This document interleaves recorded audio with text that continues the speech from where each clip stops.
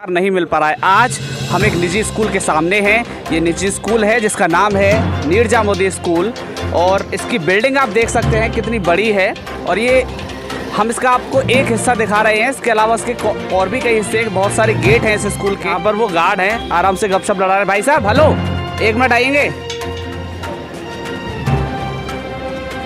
हम यहाँ 1 घंटे से खड़े हुए हैं, आपसे बोल रहे हैं बात कराइए। किसी से कोई बात कराने के आप राजी नहीं है, क्यों? नहीं क्यों? स्कूल अंदर पूरा अच्छा, ऑफिस में कोई है नहीं? स्कूल के एडमिनिस्ट्रेशन ऑफिस में कोई है ही नहीं क्या स्कूल में? 3 नंबर पे, हम 11 नंबर पे हर गेट पे जा रहे हैं, किसी भी गेट पर कहीं से एंट्री नहीं हो रही। क्यों नहीं? स्कूल की इतनी मनमानी चलेगी?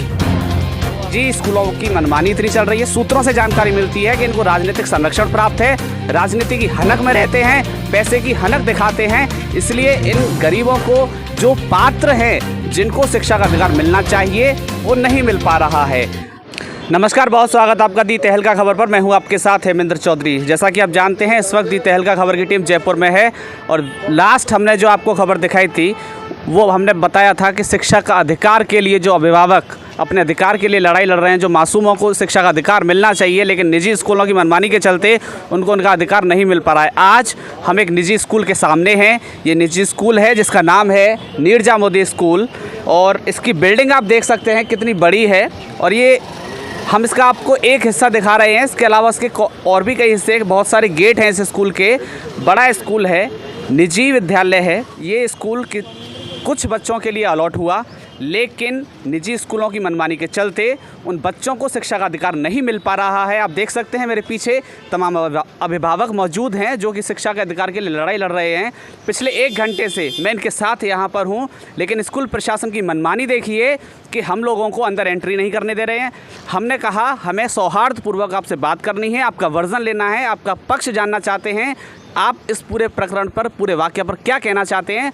लेकिन इन निजी स्कूल वालों की मनमानी ऐसे चलती है कि ये अपनी पैसे की हनक दिखाते हैं, लेकिन बात करने को राज़ी नहीं होते हैं। हम बात कर लेते सीधे जनता से कि वो किस प्रकार से परेशान है, किस प्रकार से त्रस्त है इन लोगों से। आइए जानते हैं। बताइए क्या नाम है? सर नमस्कार सर, मेरा नाम संदीप कुमार है। मेरी बच्ची सर फर्स्ट क्लास में नीरजा मोदी स्कूल के अंदर एडमिशन हुआ है सर। एडमिटेड दिखा रहा है शिक्षा संकुल से और सर 6 वर्ष की है sir. Schedule caste SC category में मैं पढ़ता हूँ सर।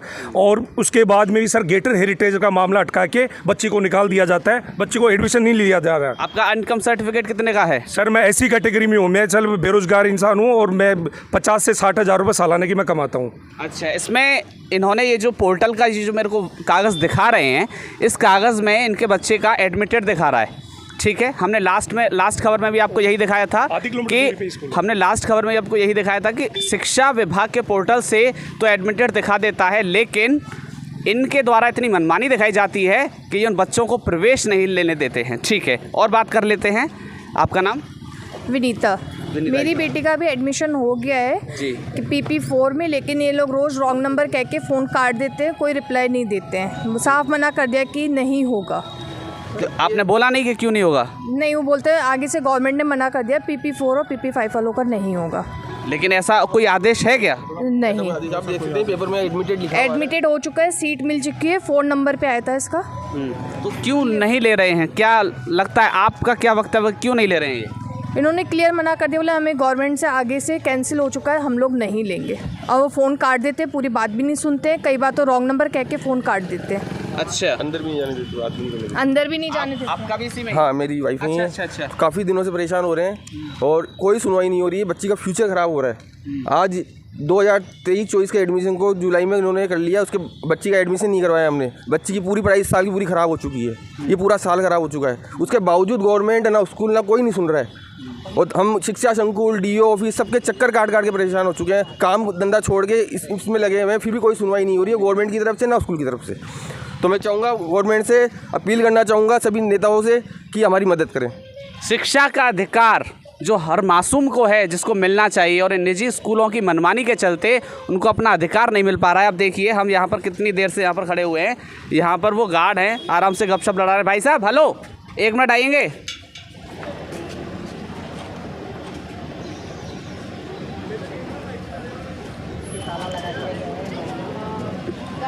एक मिनट।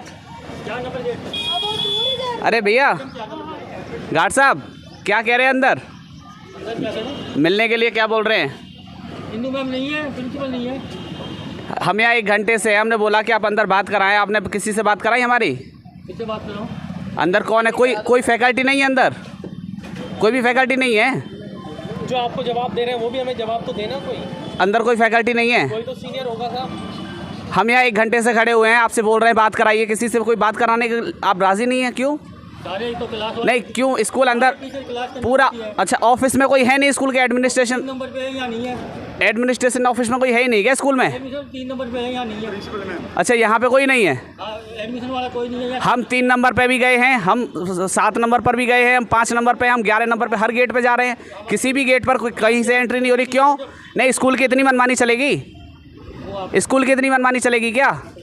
अब देख सकते हैं यहाँ पर गार्ड जो है यहाँ पर, ये भी हम लोगों को यहाँ एंटर नहीं होने दे रहे हैं। ठीक है, हम पिछले 1 घंटे से यहाँ पर लगातार प्रयास कर रहे हैं इनसे बात करने का। अब इसी चीज़ से अंदाज़ा लगा लीजिए कि इन लोगों की कितनी मनमानी चल रही है। अभी आप मेरे हाथ में देख रहे हैं, मेरे पास में दस्तावेज है, ये कार्यालय निदेशक प्रारंभिक शिक्षा राजस्थान बीकानेर का है।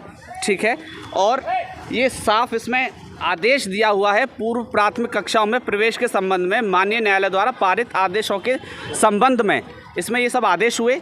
इनको यही कहा गया कि शैक्षिक सत्र 2023-24 में PP4 प्लस PP5 में RTE के तहत दिनांक 20/7/23 से पूर्व प्रवेश विद्यार्थियों के प्रवेश निरस्त नहीं किए जा सकेंगे, स्पष्ट उल्लेख है। बावजूद इसके इन निजी स्कूलों की मनमानी इतनी चल रही है। सूत्रों से जानकारी मिलती है कि इनको राजनीतिक संरक्षण प्राप्त है, राजनीति की हनक में रहते हैं, पैसे की हनक दिखाते हैं, इसलिए इन गरीबों को जो पात्र हैं, जिनको शिक्षा का अधिकार मिलना चाहिए, वो नहीं मिल पा रहा है। शिक्षा अधिकारी से भी हमने बात की, उन्होंने कहा कि हम कड़े शब्दों में इस चीज़ की निंदा करते हैं और उनसे कहते हैं कि जो भी हमारे आदेशों की अवज्ञा करेगा उनकी मान्यता निरस्त की जाएगी, NOC वापस ली जाएगी। लेकिन क्या ऐसा हो सकता है? जिनको राजनीतिक संरक्षण प्राप्त हो, क्या उसकी मान्यता रद्द हो सकती है? जो इतनी बड़ी बिल्डिंग बना के बैठा हो, क्या उसकी मान्यता रद्द हो सकती है? देखें, ये तो आने वाला वक्त ही बताएगा कि किस प्रकार की कार्रवाई जिला शिक्षा अधिकारी द्वारा, शिक्षा विभाग द्वारा यहाँ पर इन पर अमल में लाई जाती है। लेकिन ये तमाम लोग गहलोत सरकार से गुहार लगा रहे हैं पिछले कई महीनों से कि उनके बच्चों को शिक्षा का अधिकार दिया जाए, लेकिन सुनने वाला कोई नहीं है, सब बहरे बैठे हुए हैं। आप देख सकते हैं इस वक्त हम मौजूद हैं IIS, ये स्कूल है IIS जयपुर में, ये मानसरोवर में है। यहाँ पर हम इस बिल्डिंग के बाहर खड़े हुए हैं। यहाँ पर हम आए, यहाँ पर हमने सिक्योरिटी से बोला कि हम मीडिया से हैं, हमको मिलना है, चूँकि यहाँ पर जो अभिभावक जो आ चुके हैं, जिनको RTE के थ्रू यहाँ पर एडमिशन मिला है, उनका एडमिशन नहीं हुआ, तो वो हमारे साथ यहाँ पर आए। अब उनके साथ हम अंदर गए। अंदर हमें वहाँ पर जो इस संस्थान के मालिक हैं, संचालक हैं, अशोक गुप्ता जी, हमको बताया गया सिक्योरिटी के माध्यम से, वो हैं। उन्होंने हमसे कहा कि आपका यहाँ पर क्या काम, आप यहाँ पर क्यों आए हैं? आपका तो कोई काम है नहीं। तो हमने कहा क्यों? यहाँ पर ये अभिभावक पिछले कई महीनों से परेशान हैं, आपके द्वारा एडमिशन नहीं लिया जा रहा है, क्यों नहीं लिया जा रहा है? तो उन्होंने कहा कि मेरे से तो कोई मिला ही नहीं है। यानी वो 3 महीने से, 4 महीने से, 2 महीने से जो भी यहाँ पर आ रहे हैं, वो यहाँ पर आते हैं रिसेप्शन पर, लेकिन उन्हें मिलने नहीं दिया जाता। उनसे भी हम सीधे बात कर लेते हैं।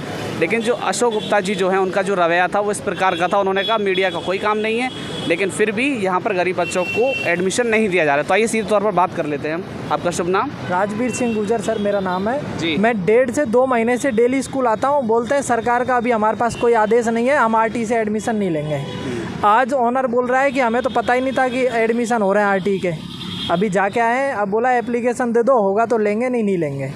मतलब इतना बड़ा संस्थान चला रहे हैं ये, इनको ये नहीं पता क्या कोर्ट का आदेश चल रहा है, क्या पूरे राजस्थान में हल्ला चल रहा है?